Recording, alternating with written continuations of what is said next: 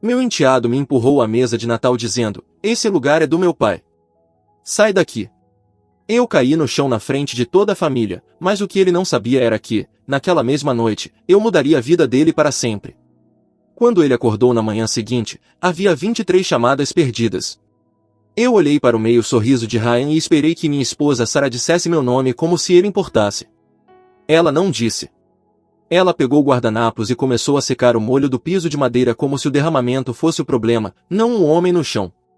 Aquele foi o momento em que algo dentro de mim ficou quieto, não raiva, algo mais frio, algo final. Cedar Rapids, Iowa Elar, entrada nevada, conversa fiada no banco de crédito. Sextas-feiras com peixe frito no VFW. Tenho 56 anos e vivi por regras simples, apareça. Cumpra sua palavra. Pague suas contas antes do vencimento. Na nossa idade, seu nome é seu crédito. E é por isso que a cadeira importava. Era a cadeira do meu pai, madeira velha gasta nos braços, um rangido na perna traseira esquerda.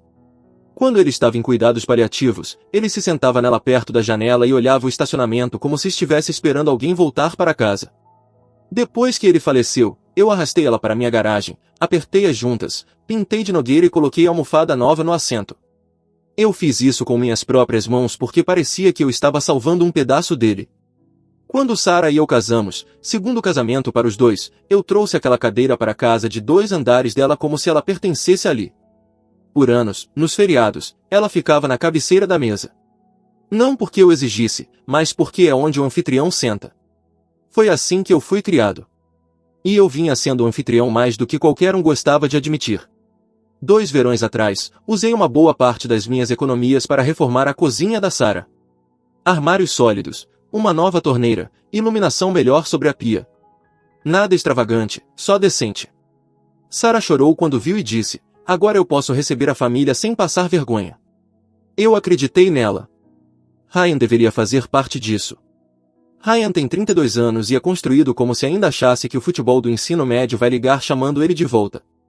Ombros largos, pavio curto, a energia inquieta de um homem que acha que o mundo lhe deve alguma coisa. Ele pulava de emprego em emprego e de algum jeito sempre acabava voltando para a órbita da Sarah quando o dinheiro apertava. Ele nunca me chamou de pai, só Jack. Eu não forcei. Eu não estava tentando substituir ninguém. Eu até ajudei ele quando era mais novo, ensinei o básico, dei minha furadeira velha quando ele saiu de casa, paguei uma conta aqui e ali quando Sarah implorava para eu manter a paz. Eu achava que a bondade voltaria em dobro. Então o pai biológico do Ryan, Mike, começou a aparecer de novo. Mike era barulhento e confiante, o tipo de cara que agia como se fosse dono de qualquer ambiente que entrasse. Sarah disse que ele tinha sido quase ausente quando Ryan era criança. Ultimamente ele estava compensando o tempo perdido, o que significava mimar Ryan e deixar Ryan acreditar que Mike era o único homem que importava. Nesse Natal, Mike insistiu em vir para o jantar. Sarah disse que era importante para Ryan. Eu disse, eu também sou. Ela me deu aquele sorrisinho apertado que significava por favor, Jack, não começa. Vamos só ter uma noite boa, ela disse. Às 5 da tarde, a casa estava quente por causa do forno. O cheiro de peru estava pesado no ar. Uma caixa de torta da HYV estava no balcão porque Diane, irmã da Sarah, fazia assados comprando o que estivesse em promoção. Alguém colocou música de Natal antiga, Bing Crosby, Nat King Cole, o tipo que meu pai costumava cantarolar. Eu fiz café do jeito que Sarah gostava, forte e sem açúcar. Ryan chegou por último, claro, com Mike logo atrás dele. Ryan deu um tapa no ombro de Mike e disse, aí está ele, o homem do momento. Mike sorriu para mim como se eu fosse o ajudante contratado. Tá cheirando bem aqui, ele disse. A gente dá uma mãozinha, eu respondi. Ele riu como se aquilo fosse bonitinho. Sentamos. Pratos tilintaram. Alguém disse uma oração rápida. Eu alcancei a faca de trinchar, a velha do meu pai, afiada até ficar fina, e foi aí que a mão de Ryan esticou e agarrou o encosto da cadeira do meu pai. Calma aí, ele disse. Eu olhei para ele confuso.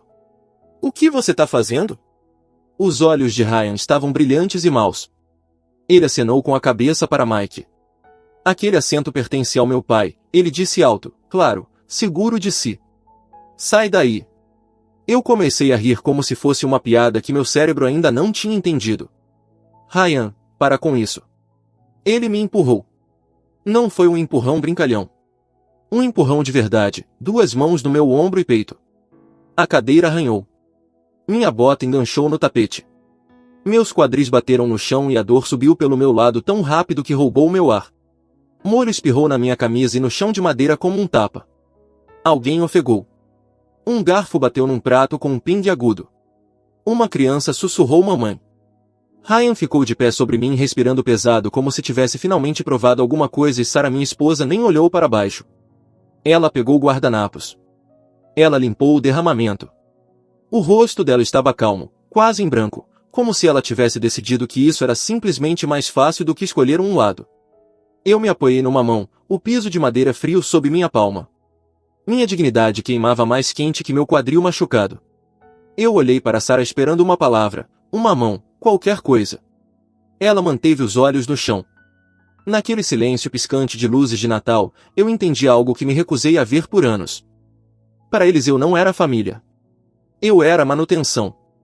Então eu me levantei devagar e firme, engolindo a dor, e saí para o frio de Iowa sem dizer uma única palavra.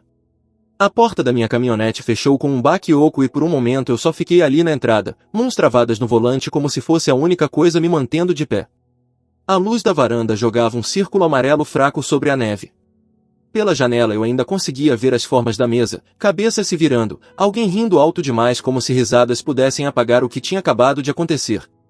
Meu quadril pulsava como uma luz de alerta. Aos 56 você não quiçá de volta. Você sente cada ano de uma vez. Eu liguei o motor e saí de ré sem olhar para trás. Os pneus rangiam sobre a neve congelada. Eu dirigi com o aquecedor no máximo e o rádio desligado porque eu não queria uma música de Natal mentindo para mim. Acabei no Casey's tomando café porque eu não sabia mais para onde ir. O lugar cheirava gordura e rolinhos de canela. Eu sentei sozinho numa mesa e olhei para a janela escura vendo minha respiração embaçar o vidro. Meu celular vibrou. Sarah. Eu assisti tocar até parar. 1 minuto depois Ryan. Depois Sarah de novo. Eu não atendi. Não porque eu quisesse vingança. Porque se eu abrisse a boca eu não tinha certeza do que sairia e porque eu já conseguia ouvir o tom da Sarah suave, amenizando, como se a gente pudesse limpar isso com um pedido de desculpas e uma torta. Eu dirigi para casa, minha casa, pelo menos no papel, a pequena casa tipo rancho que eu tinha muito antes da Sarah. 2 quartos, uma garagem que ainda cheirava levemente a serragem e um silêncio que não fingia. No caminho para dentro eu passei pela pasta fina que eu guardo na prateleira do corredor, minha pasta de documentos. Cópia da escritura, seguros, garantias e uma pilha de recibos daquela reforma da cozinha na casa da Sarah. Corridas da Menards todo sábado por 1 mês. Nova torneira. Nova pia. Dobradiças de armário. Um backsplash que eu coloquei azulejo por azulejo depois do trabalho, mãos travadas, costas gritando. Eu me lembrei da Sarah parada naquela cozinha pronta, mão na boca dizendo Jack. Eu não sabia que alguém faria isso por mim. Eu não fiz para ser herói. Eu fiz porque acreditei que a gente estava construindo alguma coisa. Ver aqueles recibos naquela noite parecia olhar para a prova de que eu tinha pago meu caminho para entrar numa família que ainda me chamava de convidado.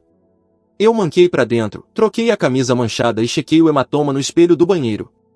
Roxo já se espalhava pelo meu quadril, largo como minha palma. Eu sentei na minha poltrona reclinável com uma bolsa de gelo e olhei para a TV desligada. Foi aí que a memória me acertou, afiada e idiota.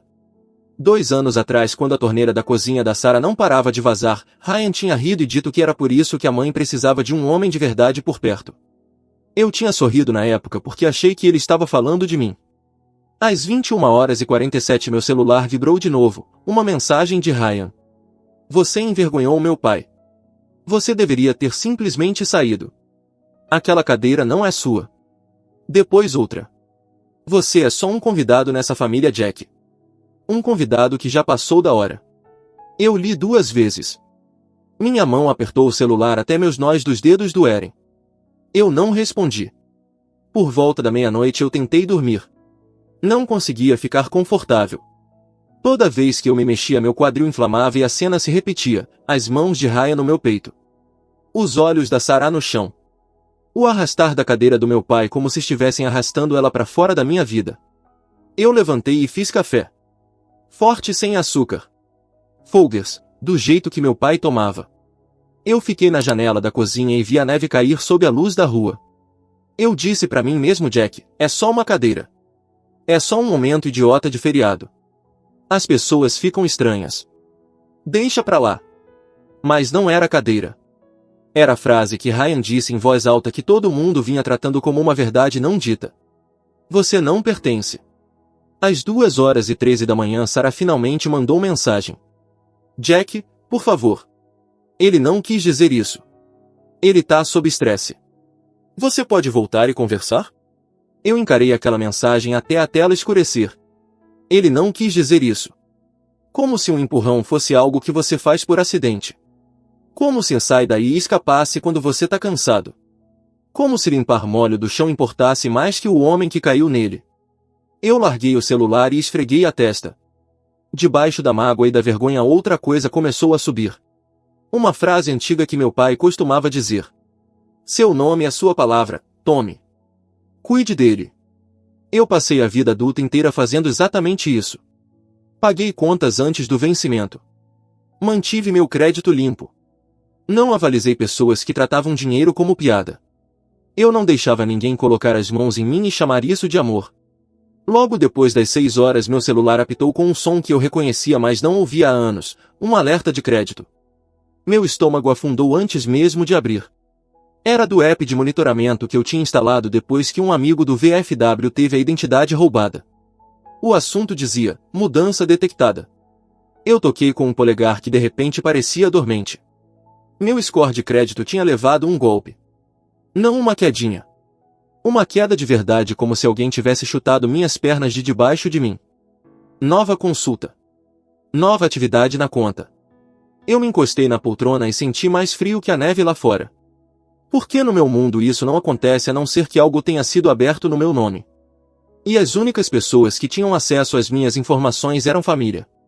Às 6h12 meu celular começou a vibrar de novo. Chamada atrás de chamada, números se empilhando. Um número desconhecido com código de área local. Eu ainda não atendi. Eu só fiquei olhando a tela acender de novo e pensei com uma certeza lenta e pesada. O que quer que eles tenham feito, finalmente caiu em mim. Meu polegar pairou sobre o botão verde de atender, mas eu não consegui me forçar a apertar. Ainda não. Se eu ouvisse a voz de Ryan naquele momento eu ou explodia ou pior, eu cederia, e eu vinha cedendo há anos. O telefone finalmente parou, depois acendeu de novo. Sarah. Eu deixei tocar até o fim. Ryan. Tocar até o fim. Número desconhecido. Tocar até o fim. Às 6h23 o registro de chamadas parecia uma máquina caça-níqueis que não parava de girar. Eu abri e meu peito apertou. 23 chamadas perdidas. Ryan tinha ligado 12 vezes. Sarah tinha ligado 9. O número desconhecido tinha ligado 2 vezes. Eu toquei no primeiro correio de voz do Ryan. A voz dele veio rápida demais. Jack, me liga de volta. É algum negócio idiota de banco. Eles estão agindo como loucos. Só me liga, tá? O próximo foi 2 minutos depois, menos arrogância. Escuta, não é o que parece. Eu só preciso que você fale com alguém. Eles disseram que seu nome tá em alguma coisa. Só me liga. O terceiro correio de voz me fez bufar apesar de mim mesmo. Tá, sério, que porra é essa? Eles congelaram minha conta. Eu nem consigo comprar gasolina. Só conserta isso, cara. Aí ele escorregou do jeito que as pessoas fazem quando estão com medo. Pai, ele deixou escapar, depois se corrigiu. Jack, eu quero dizer Jack, por favor. Todos aqueles anos ele não conseguia me dar um pai, mas no minuto que o dinheiro apertou a boca dele foi atrás como reflexo. Eu cliquei nos correios de voz da Sarah. A voz dela estava tremendo. Jack, por favor atende. Ryan tá surtando. Tem alguma coisa com o banco de crédito. Você pode atender, por favor? Então o número desconhecido ligou de novo, bem na hora. Código de área local Cedar Rapids. Dessa vez eu atendi. Alô, Sr. Thompson. Uma voz feminina, profissional, cuidadosa. Aqui é Marcy do Avery Community Credit Union. Estou ligando sobre um assunto urgente na sua conta. O senhor tem um momento para falar em particular? Estou sozinho. Obrigada. Estamos tentando falar com o senhor porque foi emitido um aviso de inadimplência no empréstimo pessoal onde o senhor está listado como fiador. Eu pisquei. Estou listado como o quê? O fiador? Um consignatário, ela disse. O empréstimo está atrasado e nosso sistema sinalizou seu perfil de crédito. Marcy limpou a garganta. A outra parte ligou às 5h30, ela disse. Ele disse que deve ter sido um engano, que o senhor sempre cuida das contas e que o senhor aprovaria o que fosse necessário para manter o empréstimo em dia. Eu senti o calor subir atrás dos meus olhos. Sempre cuida das contas como se eu fosse um plano de manutenção. Quanto é? Eu perguntei. Ela virou uma página. $18.400. Aberto há 8 meses. Primeiro pagamento perdido no último mês. Segundo perdido essa semana. 18 mil. Isso não era dinheiro de gasolina. Isso era uma caminhonete. Era uma temporada inteira de mais decisões de alguém. E isso afeta meu score, eu disse, mesmo sabendo que sim. Sim, ela disse baixinho. Porque o senhor está vinculado a ele. Foi por isso que o senhor recebeu o alerta. Eu encarei os números e pensei em toda vez que eu paguei antes do vencimento só para manter aquele badgezinho de 3 dígitos limpo. Na nossa idade um bom score não é vaidade. É prova de que você não destruiu sua vida. Eu não avalizei nada, eu disse. Houve uma pausa como se ela esperasse isso. Senhor Thompson, o arquivo do empréstimo inclui seu nome e uma assinatura atribuída ao senhor. Se o senhor acredita que essa assinatura não é sua, temos procedimentos. Que procedimentos? Podemos abrir uma revisão por fraude, ela disse gentilmente. O jeito mais rápido é o senhor vir aqui. Abrimos às 8 horas, mas posso providenciar alguém para te encontrar mais cedo se o senhor conseguir. Eu olhei pro relógio. 6h31 eu estarei aí. Eu não liguei para Sarah. Eu não liguei pro Ryan. Eu vesti jeans, flanela e minhas botas de trabalho como armadura. O ar lá fora bateu no meu rosto me acordando. A neve rangia sob minhas solas. Meu quadril protestou, mas eu acolhi a dor. Ela me mantinha honesto. O estacionamento do Credit Union estava quase vazio. O céu da cor de aço velho. Eu sentei na minha caminhonete por um segundo e olhei meu próprio reflexo no para-brisa, grisalho nas têmporas, olhos cansados. Eu pensei na cadeira do meu pai. A mão de Ryan nela como se ele tivesse a escritura. Então eu entrei. Marcy me encontrou no saguão, uma mulher de uns 40 anos com olhos gentis e um crachá preso no cardigã. Ela me levou para um escritório pequeno que cheirava a toner de impressora e café. Desculpe.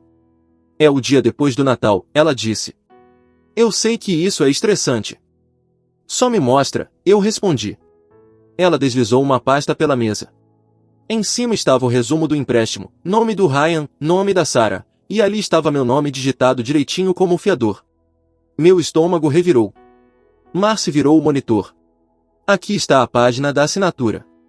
Um documento escaneado apareceu. Minha assinatura estava lá embaixo em tinta preta. Exceto que não era minha. De longe parecia parecida, mas o ritmo estava errado.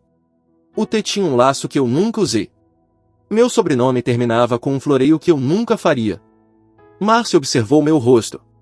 É sua? Eu engoli. Não. Ela sentiu quase com tristeza. O senhor já assinou como Tommy alguma vez? Minha garganta apertou. Só meu pai me chamava assim. Eu não assinei esse nome desde que era criança.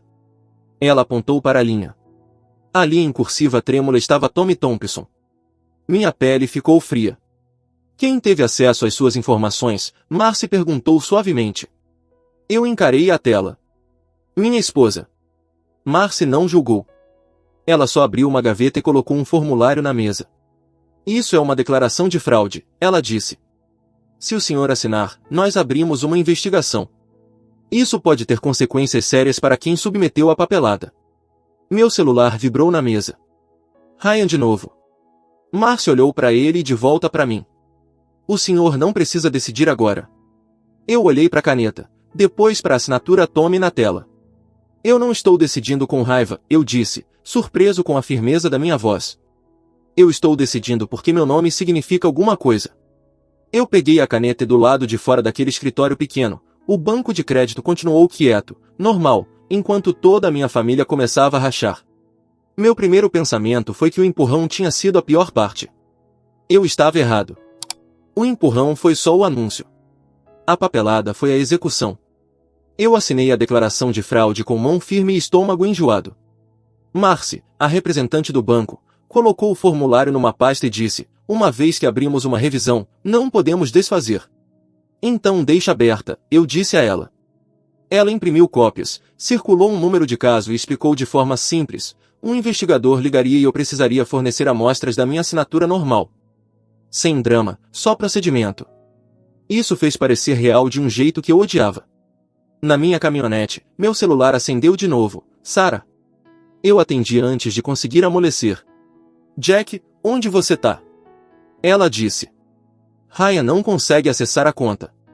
Mike tá surtando. O que você fez? O que eu fiz? Eu repeti. Por que meu nome tá num empréstimo de $18.000? Houve uma pausa que disse mais que qualquer confissão. Jack. Eu estava tentando ajudar, ela sussurrou. Ryan precisava. Ele disse que Mike ia cobrir. Era temporário. E você assinou meu nome. Você teria dito não, ela disse, como se aquilo explicasse tudo.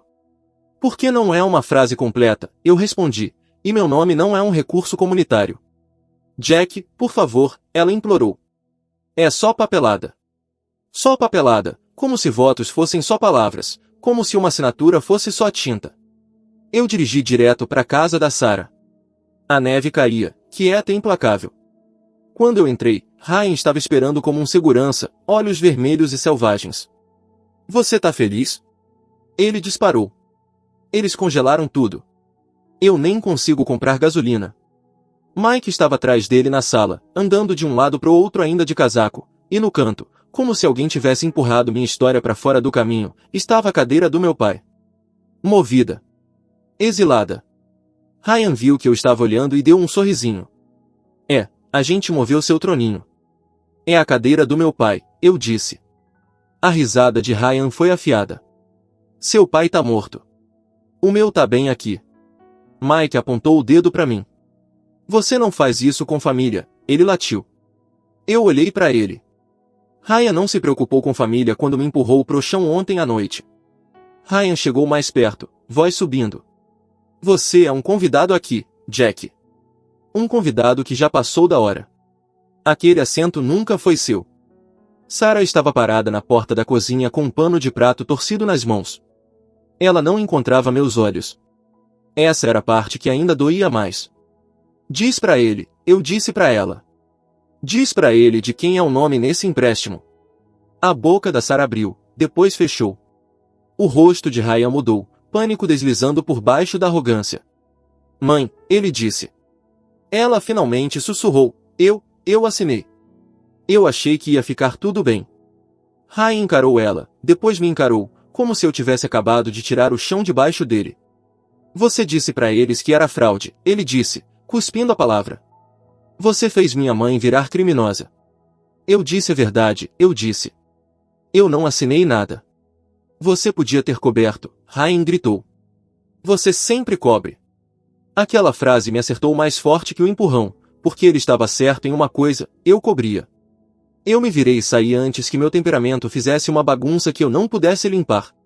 Na caminhonete, meu quadril latejava a cada buraco, e por um momento eu quis ficar anestesiado, chamar de mal-entendido, fazer um pagamento, engolir a humilhação como eu vinha engolindo há anos. Então meu celular vibrou com um novo correio de voz do Ryan. Esse não estava com raiva. Estava desesperado. Jack, escuta, ele disse, ofegante, como se tivesse corrido. Só diz pra eles que você assinou. Eu juro que te pago de volta. Mike disse que tem como. Ele só precisa de tempo. Vai, cara. Não faz isso. É constrangedor. Constrangedor, não errado, não ilegal, só constrangedor. Eu não fui pra casa. Eu fui pro VFW. O posto VFW 788 não é bonito, mas é honesto, café que parece que tá lá desde o café da manhã, e homens que não desperdiçam palavras. Frank Delaney era deles, 72 anos, advogado aposentado, o cara que lê as letras miúdas para que o resto de nós não seja devorado vivo. Eu deslizei a pasta para ele sem falar muito. Ele passou os olhos e bateu na página da assinatura. Tome, ele disse, isso não é você. Não, eu disse, é a voz do meu pai no papel. Frank se encostou. Jack, isso não é estresse familiar. Isso é o uso indevido de identidade. Se você deixar passar, não vai parar. Da próxima vez vai ser hipoteca, cartão de crédito, sua aposentadoria. Eu não tô tentando explodir minha vida, eu murmurei. Frank assentiu uma vez. Você não explodiu. Eles explodiram. Tudo o que você tá fazendo é largar o emprego de proteger eles das consequências. Na saída, eu parei na minha casa só o tempo suficiente para pegar um caderno e a caixinha de sapato onde eu guardo documentos sobressalentes, extratos antigos, IDS, o tipo de coisa chata que você nunca pensa que vai precisar até precisar. Eu anotei datas. Véspera de Natal, o empurrão, as ligações, o empréstimo, cada detalhe. Eu até chequei o histórico da câmera da campainha, não por drama, só porque a voz do Frank estava na minha cabeça. Documente tudo. Ao meio-dia, a história já estava se espalhando, mensagens de parentes, amigos, até um cara da igreja. Você tá mesmo fazendo isso com a Sarah? Você tá estragando o Natal. Ryan é só um garoto. Eu não respondi. Eu salvei tudo. Então Marcy ligou de novo. Senhor Thompson, a revisão agora é formal, ela disse. Um investigador vai entrar em contato com o senhor hoje. Além disso, o Sr. Parker ligou e exigiu que a gente resolvesse. Queria que o senhor soubesse disso por mim. Não 10 minutos depois, um número novo tocou. Quando eu atendi, a voz era calma e oficial. Sr. Thompson, aqui é o investigador Arlan. Estou cuidando do seu caso. Gostaria de me encontrar com o senhor hoje. Eu encarei o céu cinza de Iowa e senti meu maxilar se travar. Ryan tinha me querido fora de uma cadeira. Agora ele ia descobrir o que acontece quando você tenta sentar no nome de um homem. Minha reunião com o investigador Arlan aconteceu numa sala de conferência simples no banco de crédito, paredes bege, café velho, uma pilha de formulários. Ele tinha uns 50 e poucos anos, olhos calmos, voz cortada, o tipo de homem que não precisava soar durão. Ele colocou um gravador pequeno na mesa. Senhor Thompson, vou fazer perguntas sobre o arquivo do empréstimo e sua assinatura. O senhor pode parar a qualquer momento. Eu não tô aqui para parar, eu disse. Ele me pediu para contar a véspera de Natal, a cadeira, o empurrão, as ligações. Eu mantive simples, horários, nomes, o que foi dito. Então ele deslizou 3 folhas de papel para mim. Assine seu nome 10 vezes, ele disse. Assinatura normal. Minha caneta se moveu do jeito que sempre fez, Jack Thompson. Jack Thompson firme, praticada. Arlan comparou com a assinatura Tommy no arquivo do empréstimo e nem fingiu que era parecida. Não combina, ele disse. Não, eu respondi, não combina. Ele perguntou quem teve acesso às minhas informações. Eu disse a verdade. Minha esposa tinha tudo. A gente era casado. É assim que confiança parece até não parecer mais. Quando terminamos, ele fechou a pasta. Vamos encaminhar nossas conclusões para o promotor do condado, ele disse. Isso não garante acusações, mas pode. Esteja preparado. Preparado?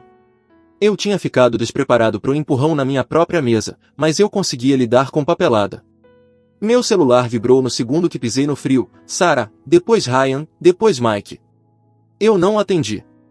Eu dirigi direto pro VFW. Frank Delaney estava lá, 72 anos, advogado aposentado, lendo o jornal como se o mundo ainda fizesse sentido. Eu mostrei o número do caso e as mensagens.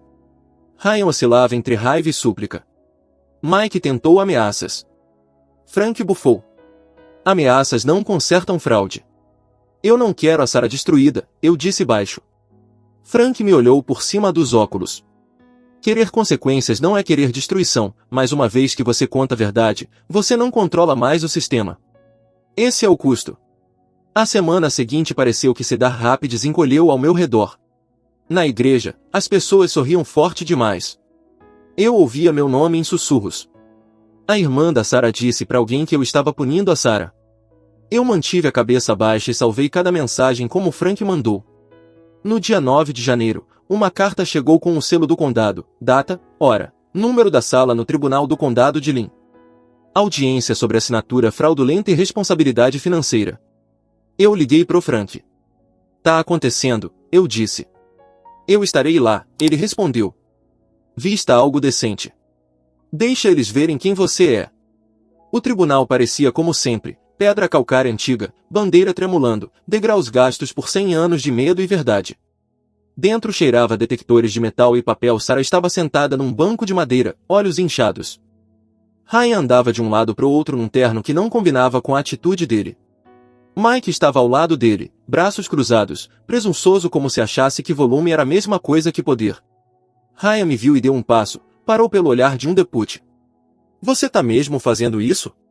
Ele sibilou. Eu não tô fazendo nada, eu disse. Eu tô respondendo pelo meu nome. Sarah alcançou minha manga. A mão dela tremia. Jack, por favor, ela sussurrou. Eu faço os pagamentos. Eu vendo coisas. Só diz pra eles que foi um mal-entendido. Eu olhei pra ela, minha esposa, e senti aquele velho reflexo de resgatar ela subir no meu peito. Então eu me lembrei dos olhos dela no chão enquanto eu estava deitado no molho. Eu abaixei a voz. Sarah. Eu não tô fazendo isso pro Ryan, eu disse. Eu tô fazendo isso pro homem que eu costumava ser, aquele que trabalhou 40 anos para ter um nome que significa alguma coisa. O rosto dela desmoronou. Ela balançou a cabeça como se não conseguisse aceitar que um limite podia ser real. O oficial chamou nosso caso. Entramos na sala do tribunal, painéis de madeira, luzes fluorescentes, o banco do juiz lá em cima como um lembrete. O juiz, cabelo grisalho preso firme, olhou para a pasta. Senhor Thompson, o senhor está contestando uma assinatura de fiador no empréstimo pessoal. O senhor alega que sua identidade foi usada sem consentimento, correto? Sim, meritíssima. O advogado do Ryan se levantou. Meritíssima, isso é um mal-entendido familiar. A senhora Thompson acredita que tinha permissão. O juiz levantou a mão. Crença não é consentimento. O senhor tem prova de que o senhor Thompson concordou? O advogado hesitou. Não temos prova escrita, meritíssima. O juiz virou pro Ryan. Senhor Parker. O senhor Thompson concordou em coassinar? Os olhos do Ryan foram pro Mike. Ele sabia que a gente precisava de ajuda. Ele disse. Essa não é minha pergunta. O juiz respondeu. Ele concordou? Ryan engoliu. Não diretamente. Marcy do banco de crédito testemunhou, datas, a assinatura Tony, os pagamentos perdidos. O investigador Arlan confirmou a comparação de assinaturas. Frank estava sentado atrás de mim, firme como um poste. O advogado do Ryan tentou um último gancho. Senhor Thompson, isso não é sobre uma discussão de Natal? Eu senti a sala se inclinar para frente. Houve uma discussão, eu disse. Houve também um empurrão, mas eu tô aqui porque meu nome foi usado para pegar um empréstimo que eu nunca concordei. O juiz assentiu uma vez. O senhor tem evidência adicional sobre a intenção? Eu tenho. Eu disse. Ryan não sabia que eu tinha. Eu entreguei um pendrive pro oficial de justiça. Áudio da minha câmera da campainha. Eu disse. Fora da casa da senhora Thompson na noite da véspera de Natal. A cabeça do Ryan se ergueu. O quê? Ele deixou escapar alto demais. Prossiga. O juiz disse. O alto-falante chiou, vento, uma porta fechando, depois a voz do Ryan rindo como se fosse tudo piada. O velho é fraco demais para fazer qualquer coisa. Ele disse. A voz do Mike veio em seguida, presunçosa. Ele vai pagar como sempre paga. Ryan acrescentou, brilhante e cruel. Ele é só manutenção. A sala do tribunal ficou quieta do jeito que salas de verdade ficam quietas. Sem movimento. Sem tosse. Sem fingimento. Em algum lugar atrás de nós um homem se mexeu na cadeira e depois parou como se tivesse vergonha de fazer barulho. Sarah cobriu a boca. O rosto do Ryan esvaziou. Por uma fração de segundo eu vi a criança nele, assustada, antes da arrogância voltar correndo para cobrir. O juiz fechou a pasta com um clique. Isso é suficiente, ela disse. Ela olhou pro Ryan. Essas declarações mostram que o senhor esperava que o senhor Thompson absorvesse uma dívida que ele não consentiu. Isso é a intenção. O advogado do Ryan começou a falar. O juiz levantou a mão. Não. Ela virou para Sarah, firme mas não cruel. Senhora Thompson, a senhora colocou seu cônjuge em risco financeiro. Esse assunto será encaminhado apropriadamente. Haverá consequências. Enquanto o oficial nos guiava para fora, eu me peguei esfregando o polegar na minha aliança do jeito que se esfrega uma pedra de preocupação. Eu pensei na cadeira do meu pai, como ela rangia quando ele se encostava para trás vendo a neve cair pela janela, firme no seu lugar. Ryan tinha tentado tomar meu lugar com um empurrão. O tribunal tinha devolvido com uma sentença. Lá fora, o ar frio bateu nos meus pulmões, afiado e limpo. Meus quadris ainda doíam. Meu coração ainda doía. Mas eu fiquei mais reto do que tinha ficado em anos. Ryan tinha me querido fora de uma cadeira. Em vez disso, ele me empurrou para uma sala onde a verdade tinha um microfone. Na semana seguinte, Cedar Rapids voltou a ser Cedar Rapids, neve empilhada em montes cinzentos nas guias, pessoas correndo para HYV com os ombros levantados, rádios murmurando previsões do tempo como se importassem mais que a dor de alguém. Essa é a coisa engraçada sobre um momento público. Parece que o mundo inteiro está assistindo e depois o mundo volta direto a comprar leite. Mas meu mundo não voltou. Sarah se movia como fantasma depois da audiência. Ela ficou na casa da irmã por um tempo. Quando ela voltou para casa, não falava muito, só andava de cômodo em cômodo como se estivesse fazendo inventário do que tinha arriscado. A casa parecia a mesma, mas o ar dentro dela não. Confiança uma vez rachada faz até o silêncio soar diferente. Ryan não ligou por 3 dias. No quarto dia, eu recebi uma mensagem às 19h18. Você não precisava tocar aquele áudio. Você me fez parecer um monstro. Eu encarei, polegar pairando. Eu quis responder, você fez isso sozinho. Em vez disso, eu escrevi, você se fez soar exatamente como sou. 1 minuto depois, ele respondeu. Desculpa, Jack. Eu fui um idiota. Eu sei que não conserta nada, mas eu tô realmente arrependido. Não pelo que aconteceu na justiça, mas pelo que eu fiz com você. Pelo empurrão. Pela cadeira. Por tudo.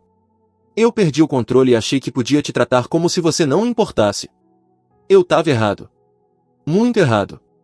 Eu li a mensagem 3 vezes. Meu polegar pairou sobre o teclado. Não respondi na hora. Coloquei o celular na mesa da cozinha, fiz mais café, forte e sem açúcar, como sempre, e fiquei olhando a neve cair lá fora, agora mais lenta, quase calma. 3 dias depois, Ryan apareceu na minha porta. Sozinho. Sem Mike. Sem Sarah. Sem atitude. Ele estava de cabeça baixa, mãos nos bolsos do casaco, barba por fazer, olhos vermelhos que não pareciam de raiva dessa vez. Eu abri a porta, mas não o convidei para entrar. Ainda não. Eu vim pedir desculpas de verdade e ele disse, voz baixa. Não por mensagem. Não por telefone. Cara a cara. Eu sei que você não tem por que acreditar em mim, mas eu preciso dizer, eu errei feio. Eu te tratei como lixo. Usei seu nome como se fosse meu. Deixei minha mãe assinar algo que ela não tinha direito. E no Natal, eu te empurrei na frente de todo mundo. Eu humilhei você na sua própria casa. Não tem desculpa para isso. Ele parou, respirou fundo. Eu perdi meu emprego de novo. A conta congelada foi só o começo. Mike sumiu quando viu que a coisa ficou séria. Ele disse que ia resolver e evaporou. Eu tô pagando o preço agora. Mas o pior não é isso. O pior é olhar no espelho e saber que eu me tornei exatamente o tipo de homem que eu jurava que nunca seria. Igual ao meu pai. E eu te culpei por isso, quando na verdade você era a única pessoa que estava tentando me manter no caminho certo. Ele ergueu os olhos para mim pela primeira vez. Eu não tô aqui pedindo perdão. Sei que não mereço. Só vim dizer que eu entendo agora o que você quis dizer quando falou que seu nome significa alguma coisa. O meu nunca significou nada porque eu nunca cuidei dele. Mas eu quero mudar isso. Começando por assumir o que eu fiz. Vou pagar cada centavo daquele empréstimo. Não sei quanto tempo vai levar, mas eu vou. E se você quiser, eu assino qualquer coisa que prove que foi fraude da minha parte e da minha mãe, para limpar seu nome de vez. Eu fiquei em silêncio por um longo tempo. O vento frio entrava pela porta aberta. Meu quadril ainda doía quando eu ficava muito tempo em pé, mas a dor era diferente agora, lembrança, não raiva. Finalmente eu falei. Entra. Ele hesitou, como se não acreditasse. Depois entrou devagar. Sentei ele na cozinha. Fiz café para nós dois. Ele ficou olhando a xícara como se fosse a primeira vez que via uma. Eu não vou te dar um abraço de pai e dizer que tá tudo bem, eu disse. Não tá. E talvez nunca fique completamente. Mas eu também não vou te expulsar da minha vida como se você fosse irreparável. Você errou. Feio. Mas você tá aqui pedindo para consertar. Isso conta. Ele assentiu, olhos marejados. Eu vou começar devagar, continuei. Você vai me mostrar comprovantes de pagamento. Todo mês. Sem desculpas. Sem atrasos. E se você escorregar, eu não vou te salvar de novo. Mas enquanto você estiver tentando de verdade, a porta não vai ficar fechada. Ele engoliu em seco. Obrigado, Jack. Não me agradeça ainda, eu disse. Agradeça quando terminar de pagar os $18.400. E quando aprender que família não é quem senta na cabeceira da mesa, é quem levanta o outro quando ele cai. Ele ficou mais um tempo. Falamos pouco. Sobre o tempo. Sobre trabalho. Sobre nada importante. Quando ele foi embora, apertamos as mãos, não um abraço, mas um aperto firme. Era o suficiente por enquanto. Sarah ligou algumas semanas depois. Voz pequena. Jack, eu terminei com Mike. Ele foi embora de vez. Eu tô na casa da Diane.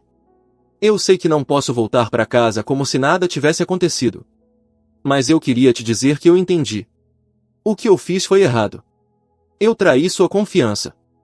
Eu deixei meu filho te machucar porque eu tinha medo de perdê-lo. Eu errei com os dois. Se você quiser o divórcio, eu assino sem brigar. Mas se tiver algum jeito, algum dia, de reconstruir alguma coisa, nem que seja só amizade, eu vou esperar o tempo que for. Eu respirei fundo. Vamos deixar o tempo mostrar, Sarah. Por enquanto, cuida de você. Eu cuido de mim. E quem sabe o que acontece daqui pra frente. Ela chorou baixinho do outro lado da linha. Eu não disse mais nada. Desliguei com calma. A cadeira do meu pai voltou para a cabeceira da mesa na minha casa, a casa que é só minha agora. Eu sento nela todo dia. Não por poder. Por memória. Por gratidão. Por lembrar que um nome bom se constrói com escolhas, não com empurrões. Ryan começou a pagar. Todo mês, sem falta. Ele arrumou um emprego fixo. Está estudando à noite. Não é perfeito. Às vezes ele escorrega na conversa, às vezes a arrogância antiga aparece. Mas ele pede desculpas. E corrige. E continua. Sarah e eu nos falamos de vez em quando. Mensagens curtas. Nada profundo. Ainda não. Mas o silêncio entre nós não é mais pesado. É possível. O Natal do ano seguinte foi quieto. Só eu, a cadeira, um peru pequeno, luzes simples na janela. Eu fiz café forte sem açúcar. Olhei a neve caindo e sorri pela primeira vez em muito tempo. Porque eu recuperei mais do que uma cadeira. Eu recuperei meu nome. E dessa vez, ninguém vai me tirar dele de novo.